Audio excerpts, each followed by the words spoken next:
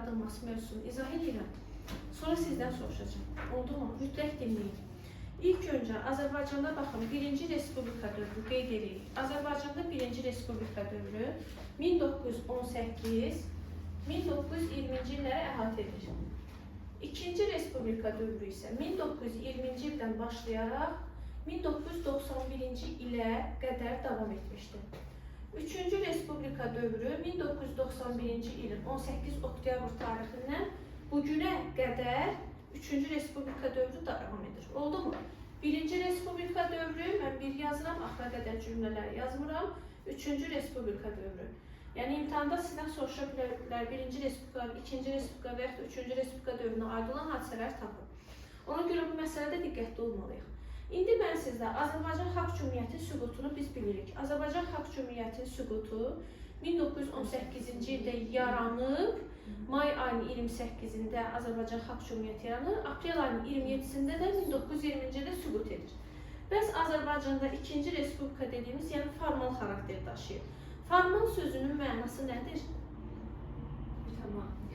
Formal nə deməkdir? Formal o deməkdir ki, adı var, özü yoxdur. Adı var, sadəcə adı var, özü yoxdur. Yəni 1920-1991-ci ildə 2-ci Respublika dövrü biz deyəcəyik ki, formal xarakter daşıyır. Oldu mu? İndi biz nədən danışırıq? 2-ci Respublika dövrü. 1920-ci il aprel ayının 28-də deyirik ki, aprel çevrilişi nəticəsində AXC-yə son qoyuldu, Azərbaycanda Sovet hakimiyyəti quruldu. Azərbaycan Sovet Sosialist Respublikası elan edildi. Oldu mu? Bunu necə əsaslandırdılar? Güya dedilər ki, Azərbaycan Sovet Sosialist Respublikası yerli kommunistlər tərəfindən yaradılmışdır. Yerli kommunistlər güya bu dövlət süqut etməyib, sadəcə hakimiyyət dəyişikliyi olub, yerli kommunistlər tərəfindən yaradılmışdır. Yadda qalarmı? Bax, belə bir forma yaratmışdılar, belə bir fikir formalaşdırmışdılar. Buna diqqət yetirək. Dövrdə yaradılmışdır Müvəqqəti İnqilab Komitəsi. Yəni bu adından da məlumdur, müvəqqətidir, bir gün ləğv ediləcək. Nə yaradıldı? Müvəqqəti İnqilab Komitəsi. İndi bax, bu Müvəqqəti İnqilab Komitəsi, baxırıq, funksiyası nədir? İnqilab Komitəsinin funksiyası nədir? Deyilir ki, bu Müvəqqəti İnqilab Komitəsi qanunverici orqandır. Qanunverici orqandır. Yadda qalarmı? Qanunverici orqandır. Azərbaycan Sovet Sosialist Respublikası yaradılmışdır 1920-ci ilin aprelin 28-də. Deyirik ki, nə yaradıldı? Müvəqqəti İnqilab Komitəsi. Bu Müvəqqəti İnqilab Komitəsinin funksiyası nədir? Qanunverici orqandır. Oldu mu? İlk dövrlərdə qanunverici orqan olmuşdur.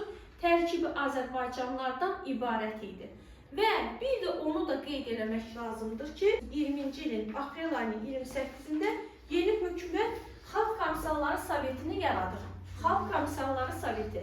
Həmin Xalq Komissarları Sovetinin də sədri nə yaradıldı? Xalq Komissarları Soveti yaradıldı. Xalq Komissarları Sovetinin sədri kim oldu? Nərimanov olacaqdır. Oldu mu? Nərimanov olacaq. Oldu mu? Xalq Komissarları Soveti də yaradıldı, rəhbər də oldu. Azərbaycan Kommunist Partiyasının özünün xüsusilə diqqət yetirmək lazımdır ki, Azərbaycan Kommunist Partiyasının Mərkəzi Komitəsi fəaliyyət göstərirdi. Həmin Mərkəzi Komitə əsas işləri həyata keçirir. Bax, Mərkəzi Komitə əsas işləri həyata keçirir.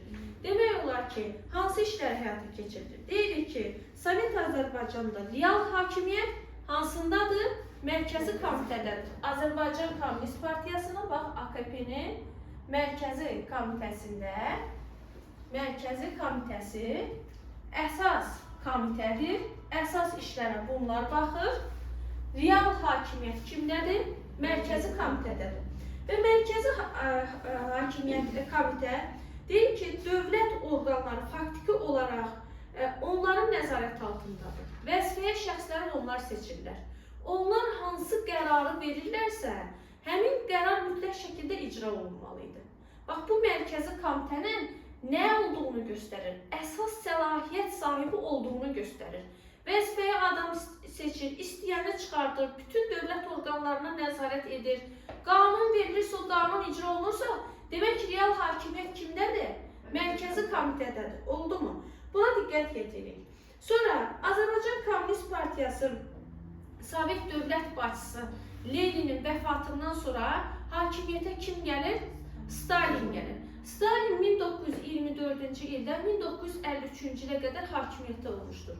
Onun verdiyi sərəncama əsasən, onun verdiyi göstərişə əsasən biz deyirik ki, Azərbaycanda, Moskvada ilk dəfə Kommunist Partiyasının birinci katibi vəzifəsi təyin edilmişdir. Birinci katib vəzifəsi neçənci ildə təsis edilmişdir? 1929-cu ildə. Və Azərbaycanda müxtəlif şəxslər birinci katib olmuşdular. Və bunlar yerli deyildilər, erməni və yahudilər idi, həmin katiblər. Amma 1933-cü ildə Azərbaycana yerli Mircəfər Bağırov birinci katib təyin edildi. O birinci katib kimi nə az, nə çox 20 il hakimiyyətdə olmuşdur. 1933-cü ildən 1953-cü ilə qədər. Yəni, 56-da da güllələnir. Deməli, 1933-cü ildən 53-cü ilə qədər Mircəfər Bağırov hakimiyyətdə olmuşdur. Mircəfər Bağırov Azərbaycan ərazisində bütün hakimiyyəti öz əlində cəmləşmişdi. Avtoritar bir rejim yaratmışdı. Hətta deyir, Mircəfər Bağırovdan elə bir vəziyyət yaradıblar. Mircəfər Bağırovdan hər kəs deyir, qorxurdu. Hətta deyir, o axşam deyir, gəzməyə çıxanda deyir, şəhərdə, Bakı şəhərində heç kəs olmamalıydı. Heç kəs evdən çıxa bilməzdi, əgər o şəhəri gəzməyə çıxırdısa. Yəni, Mircəfər Bağırov öz avtoritar rejimini qurmuşdu. 1933-dən 53-cü ilə qədər götürürük bunu. Sonra, burada gəlin bir də yenə baxırıq. Deyirik ki, 1920-ci ilin aprel ayının 28-də nə yaradıldı? Nə yaradıldı? Azərbaycan Sovet Sosialist Respublikası yaradıldı.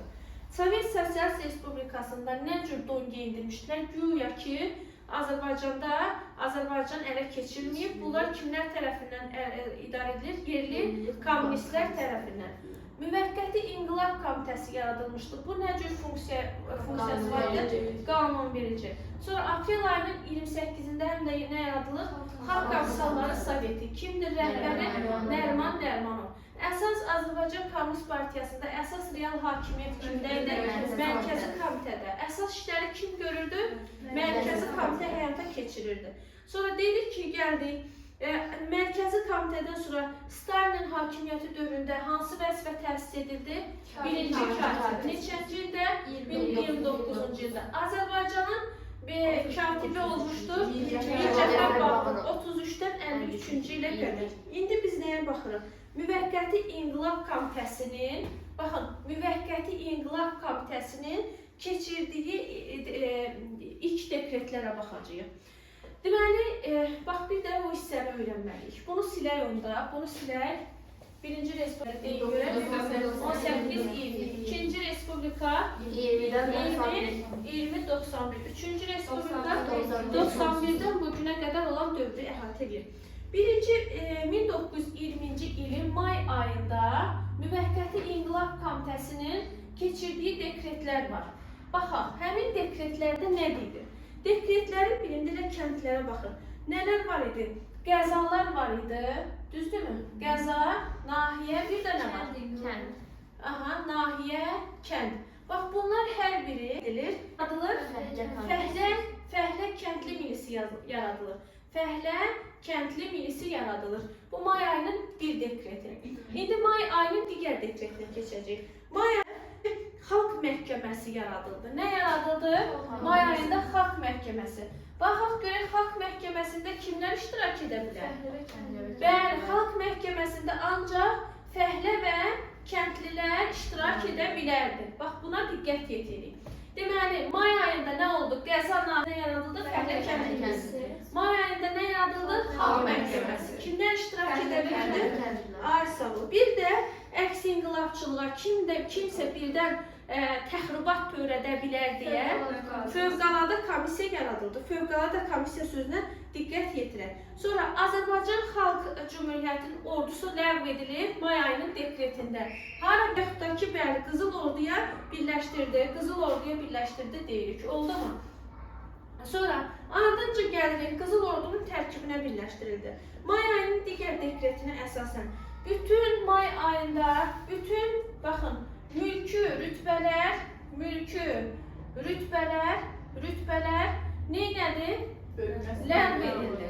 Ləğv edildi. Bütün mülkü, rütbələr hər biri ləğv edildi. Bax, bunu yadda saxlayırıq. Və əhalinin bütün təbəqəsi Azərbaycan SSR-nin vətəndaşı olacaqdır. Yadda saxlayın, yenə soruşacağım. May ayında vicdan azadlığı elan edildi. Mayda nədir? Vicdan azadlığı. Vicdan azadlığında nə deyilir?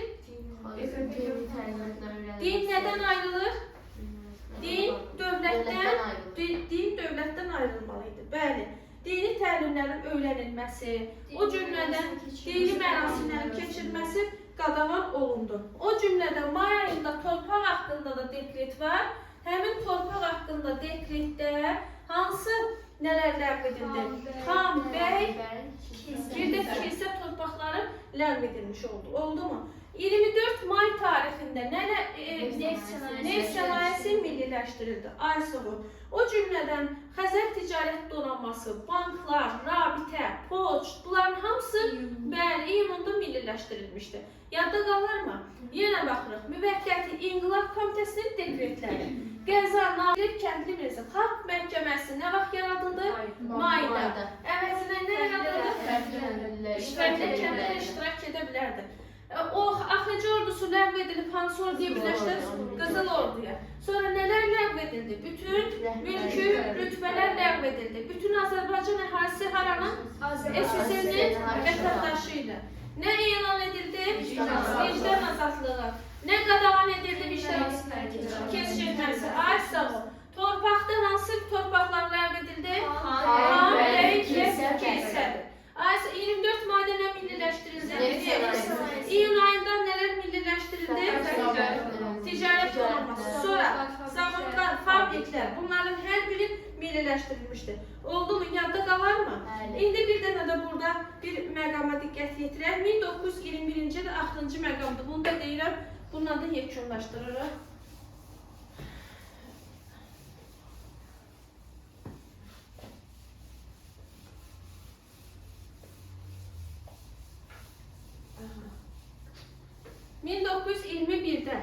1921-ci ildə may ayında Sovetlər qurultayı keçirildi.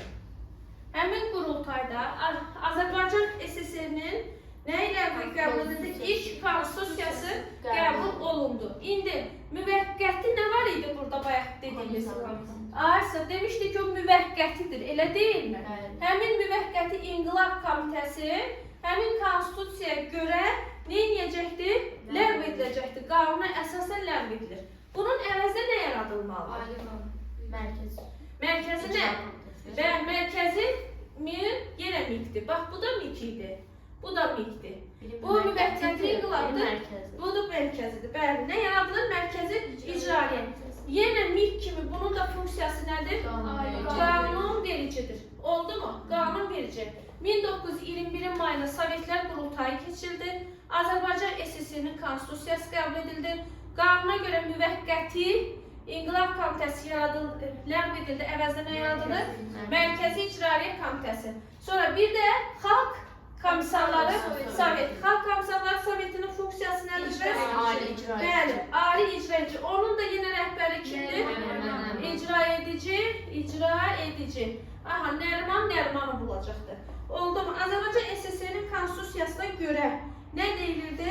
Azərbaycanda ali hakimiyyət kimlərə məxsusdur? Fəhlələrə məxsusdur, əməkçi kəndlərə və s. Hər kəs vicdan azadlığı, mətbuat azadlığı və s. verilir. Amma deyilən bu azadlıqlar hər bir formal xarakter daşıyır. Yəni, adı var, özü yoxdur. Yadda qalır mı? Yadda qalmalıdır. Oldu.